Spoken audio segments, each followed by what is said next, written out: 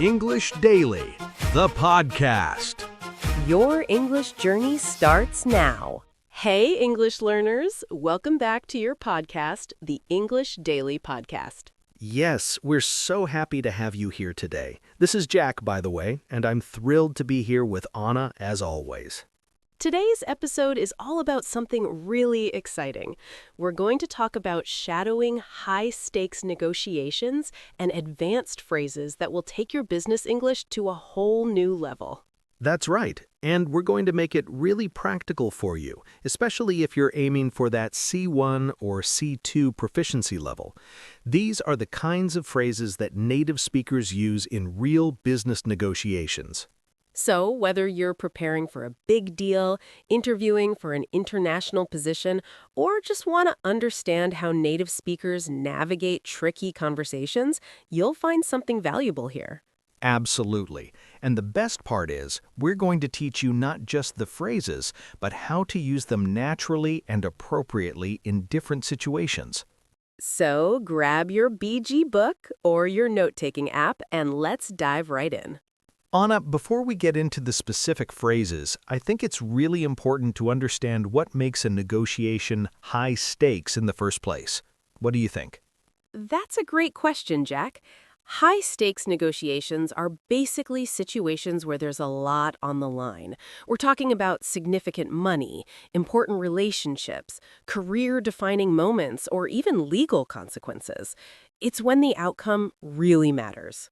Exactly. And what I've noticed is that in these situations, the pressure can make people either freeze up or become too aggressive. Neither approach works well. I remember my first big negotiation. I was so nervous that I basically agreed to everything just to get it over with. I didn't assert any of my own interests. Looking back, I definitely left a lot of value on the table. That's completely normal, actually. And that's why the phrases we're going to learn today are so valuable. They give you a framework to respond professionally even when you're feeling pressured. The key thing to understand is that in high-stakes negotiations, you're not just negotiating about the issue at hand, you're negotiating about the relationship, the process, and the expectations. Every phrase you choose sends a message. Can you give us an example of that? Sure. Let's say someone makes you an offer that's lower than you expected. You could say, "That's not acceptable," which is true, but it might put the other person on the defensive. Or you could say, "I appreciate your offer, but let me get back to you on that." See how different that feels? Oh, I see what you mean. The second option acknowledges their offer while buying yourself time to think and respond strategically. It's much more diplomatic. Exactly. And that's the mindset we want you to develop. These phrases aren't just about sounding professional, they're about protecting your interests while maintaining a positive relationship. I think another important aspect is emotional control. In high-stakes situations, emotions can run high, and that's when people make mistakes. The phrases we teach help you create those pauses, those breathing room moments. Absolutely. And that's why we're going to focus on phrases that give you strategic flexibility. Phrases that help you buy time, gather information, and respond thoughtfully rather than reacting emotionally. Let's get into the actual phrases now. What's the first category we should cover, Anna? I think we should start with what I call buying time phrases. These are expressions that give you space to think without appearing unprepared or weak. They're absolutely essential in high-stakes negotiations. Okay, so what are some examples? Well, the classic one is, "Let me get back to you on that." This is probably the most powerful phrase in any negotiator's toolkit. It does so many things at once. It acknowledges what the other person said, it doesn't commit you to anything, and it gives you time to think or consult with your team. I love that phrase. I've used it so many times. And the beauty of it is that you can use it for almost anything. Prices, timelines, terms, you name it. Absolutely. Another great one is, "That's an interesting point. Let me think about how that would work." See how that signals you're taking their proposal seriously, but you're not rushed into a decision. Right, and it also gives you a natural pause to formulate your response. What else do you have? Could you give me a moment to consider that? Is another good one. It's a bit more direct, but still very polite and professional. You could also say, I want to make sure I understand this correctly. Let me paraphrase what you've said. Oh, that's a clever one, because it does two things. It shows you're listening carefully, and it also gives you time to process what they said while confirming your understanding. Exactly. And sometimes you can even use it to reframe their position in a way that's more favorable to you. Like, so what you're saying is, and then you frame it in your own terms. I think another really useful phrase is, before I respond to that, I'd like to clarify. This gives you time to gather your thoughts while also steering the conversation in a direction that works for you. These phrases are so valuable because in high-stakes negotiations, almost anything worth having is worth taking time to think through properly. Rushed decisions are usually bad decisions. You know, I learned this the hard way early in my career. I was so eager to close a deal that I said yes to terms that weren't great for my company. If I had just used one of these phrases and slept on it, I could have negotiated much better terms. That's such an important lesson. And the thing is, using these phrases actually makes you look more professional, not less. It shows that you're thoughtful and careful, which builds trust. Absolutely. And trust is crucial in any negotiation. If the other party thinks you're going to rush into things or make promises you can't keep, that's going to cause problems down the road. One more phrase I really like is, that's something I'd like to discuss with my team or board or supervisor. It immediately establishes that you're not the only decision maker, which gives you more flexibility. So it's kind of like creating a buffer. Exactly. It's creating strategic distance between yourself and the immediate pressure. And it also often leads to better outcomes because you've had time to think things through properly. Now let's talk about how to be polite but firm. This is where a lot of people struggle, I think. They either come across as too aggressive or too passive. That's so true. Finding that balance is really an art form. Let's start with some phrases for when you need to push back on something. Okay, what's a good one? I see your point, however, is a classic. It acknowledges their perspective while introducing your own. It's much softer than just saying but or however outright. I see. So you're validating their position before introducing your counterargument. Exactly. Another great phrase is, that's a reasonable approach, but have you considered? This again acknowledges their thinking while steering toward your alternative. What about when you need to say no directly but still maintain the relationship? Great question. One of my favorites is, I appreciate your perspective, but I'm not in a position to agree to that. It's firm, but leaves the door open for future negotiations. I also really like, while I understand your position, I think we need to find a different approach. It doesn't assign blame, it's just saying this particular path isn't working. And here's another powerful one. That's outside the scope of what we can offer. This is great because it makes it sound like it's not a matter of willingness. It's just not possible given the circumstances. That's clever. It removes the emotional element and makes it seem more like a practical constraint. Another really useful phrase is, I hear what you're saying, but my concern is... See how that works? You're not dismissing their point, you're just adding another dimension to consider. What about when someone is pushing you on price or terms and you need to hold your ground? Then you can say something like, based on our analysis, that's not something we can accommodate, or we've done the numbers, and at that price point, it simply doesn't work for us. These are firm, but backed by logic. I also like, let me be transparent with you when you want to be especially honest. That's a good one. It signals that you're about to say something direct, which prepares the listener. Then you can say something like, let me be transparent with you. We're not able to go below X, but we might be able to offer Y instead. See, that's the art of negotiation. You're not just saying no, you're offering alternatives. That keeps the conversation constructive. Absolutely. And that's what separates good negotiators from great ones. Good negotiators know how to say no while keeping the other party engaged and looking for solutions. Let's move on to another important skill, asking strategic questions. This is something that can completely change the dynamic of a negotiation. Oh, I love this topic. Questions are so powerful in negotiations because they help you gather information, show interest, and steer the conversation without being confrontational. What are some key question phrases? Let's start with help me understand. This is such a versatile phrase. You can use it to clarify their position, understand their motivation, or dig deeper into their reasoning. For example, help me understand what factors led to this number. That's a great one. It's curious rather than confrontational, but it gets you the information you need. Another powerful one is, what would make this work for both of us? This directly invites them to think about win-win solutions, which is what you always want in a negotiation. What about when you want to explore their priorities? Then you can ask, what's most important to you in this deal? Or, if we could only achieve one thing today, what would it be? These questions help you understand what matters most to them. That's really smart, because then you can potentially give them what matters most to them while getting what matters most to you. It's all about finding that trade-off. Exactly.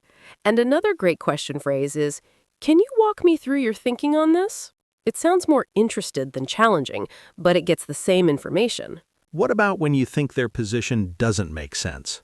Then you can ask, how did you arrive at that figure? Or what assumptions is this based on? These questions challenge their position in a non-confrontational way. I see. You're basically asking them to defend their position without explicitly saying, defend yourself.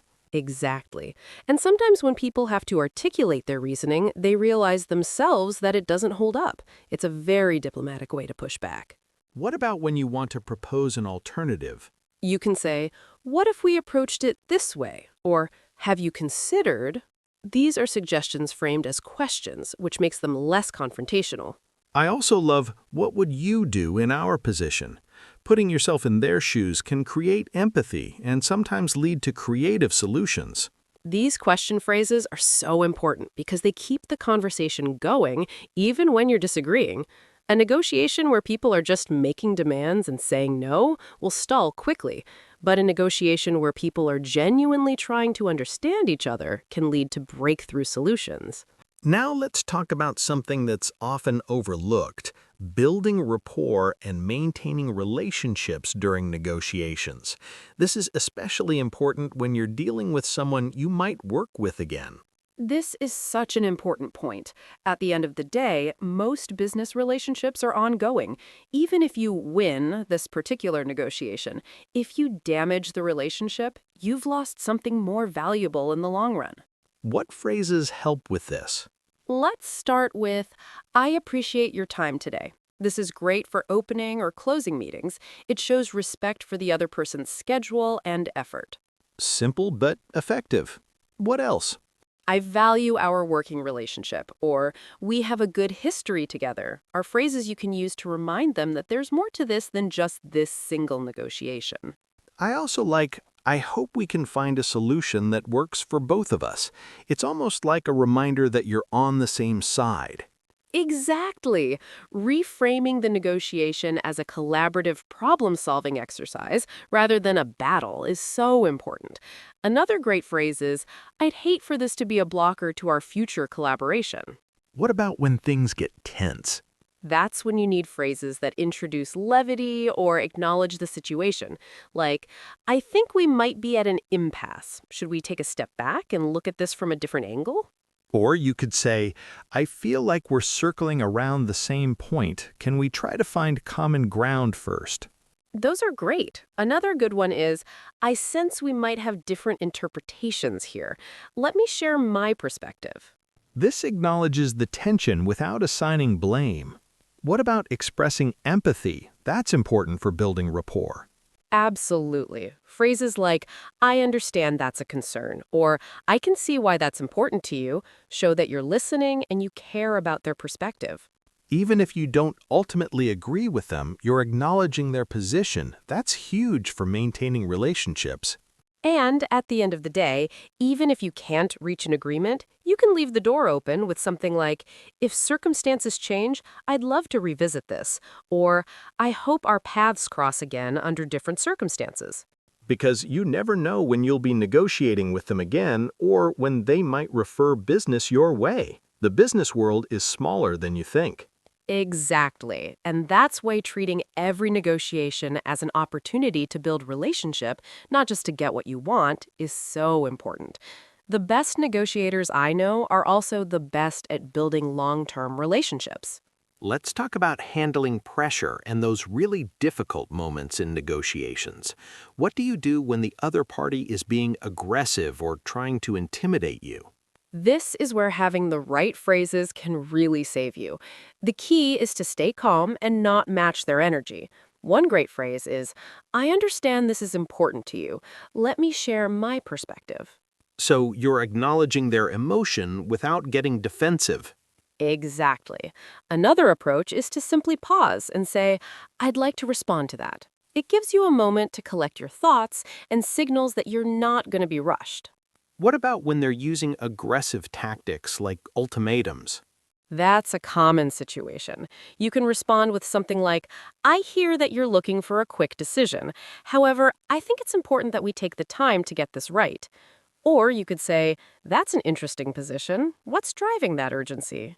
You're basically asking them to explain their pressure tactic, which often exposes that it's just a tactic rather than a genuine constraint. Absolutely. Another great response is, I appreciate your directness. Let me be equally direct with you. This signals that you're going to be honest without being confrontational.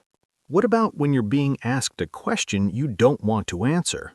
Then you can use a redirect, something like, that's a great question, but before I answer that, I'd like to clarify, and then you pivot to something else. Or you could simply say, I'm not in a position to share that information right now, but what I can tell you is... I also like, that's something I'd prefer not to discuss at this stage. What I can say is, it sets a boundary while still being helpful. And sometimes you can just be honest. That's confidential, or I'd rather not say, is perfectly acceptable in certain situations. You don't have to answer everything. What about when you've made a mistake or realized you've made a bad call? That's actually a great situation to be honest about. You can say something like, I need to be transparent with you. On reflection, I think we may have made an error in our initial assessment. Or, I'd like to revisit something we agreed to earlier. We've realized... Admitting mistakes takes courage, but it actually builds trust in the long run. It does, and the other party will respect you more for it.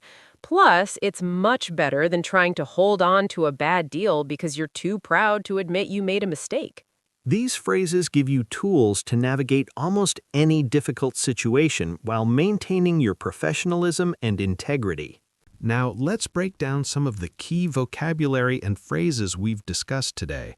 Anna, why don't you walk us through the most important ones? Sounds great. Let's start with our first phrase. Phrase 1. Let me get back to you on that. This is probably the most versatile phrase in negotiation. It means you'll consider their proposal and respond later. It gives you time to think without committing to anything right now. Example, we appreciate your offer, but let me get back to you on that after discussing it with our team.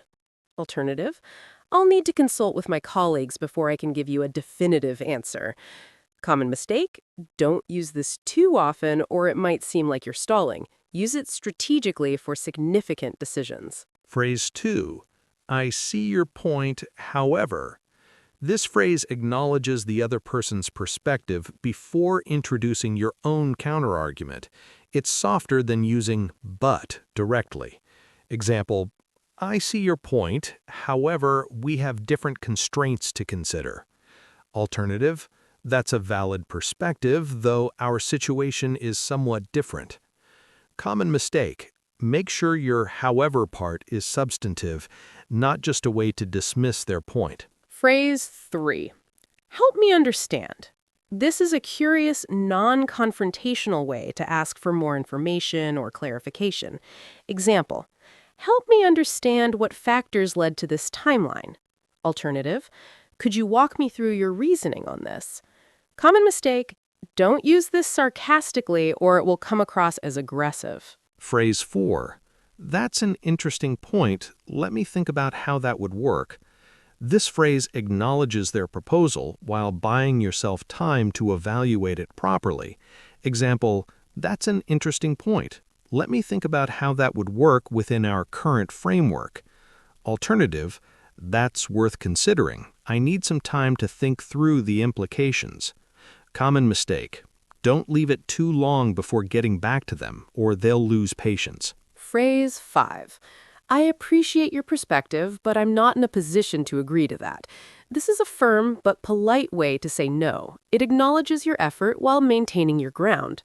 Example, I appreciate your perspective, but I'm not in a position to agree to those terms at this time. Alternative, I understand where you're coming from, but this isn't something we can accommodate.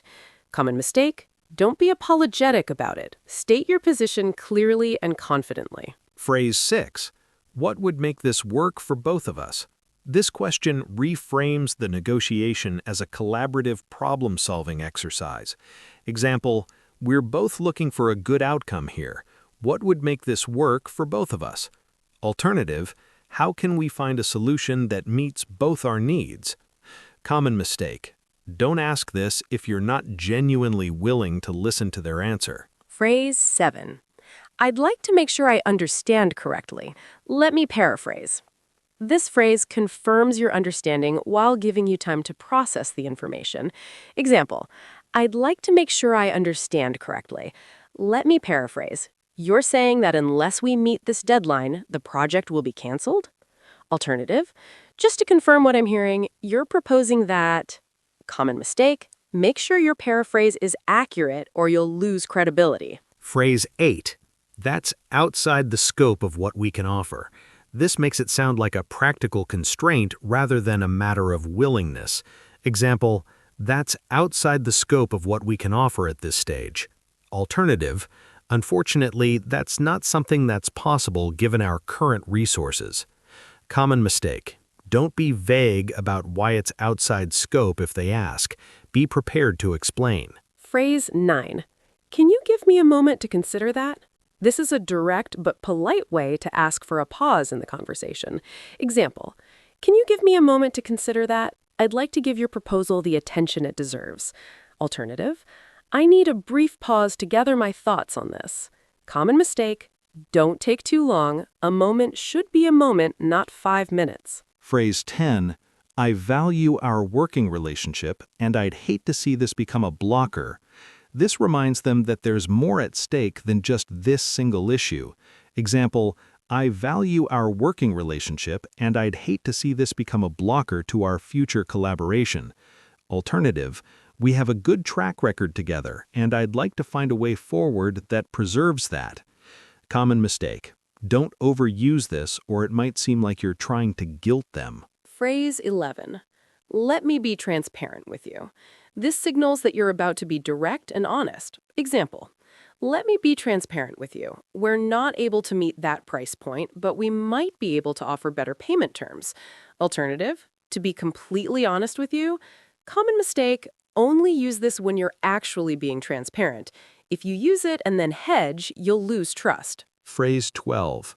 What's most important to you in this deal? This helps you understand their priorities so you can find creative trade-offs. Example, before we continue, what's most important to you in this deal? Alternative, if we could achieve only one thing today, what would it be? Common mistake. Don't just ask. Actually listen to the answer and factor it into your negotiating. Phrase 13. I understand that's a concern. This acknowledges their emotional response without necessarily agreeing with their position. Example, I understand that's a concern and I'd like to address it. Alternative, I can see why that's important to you. Common mistake, don't say I understand if you clearly don't. They'll know it's insincere. Phrase 14. I hear what you're saying, but my concern is about... This is another way to acknowledge their point while introducing your own perspective. Example, I hear what you're saying, but my concern is about sustainability over the long term. Alternative, that's a valid point, though we also have to consider... Common mistake.